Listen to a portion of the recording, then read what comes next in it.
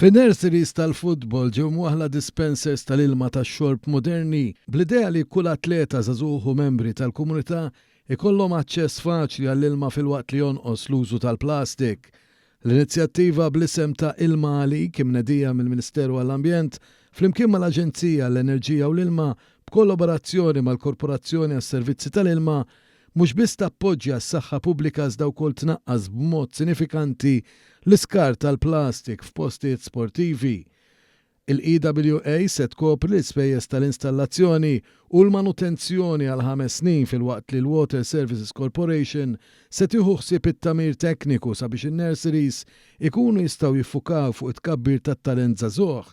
Il-Ministru Mirjam Dalli qalet li din l-inizjattiva hija investiment fiż-żgħażagħ fil-komunitajiet u fl-ambjent tagħna. Dan il-mod inkunu qegħdin nattakaw ukoll l-iskart mill-plastik. Allura din hija inizjattiva li ser tkun qed tgħin lill-laqdiet sportivi, ser tkun qed tgħin lit-tfal tagħna, imma ser tkun qed tgħin ukoll lill-ambjent ta' madwarna.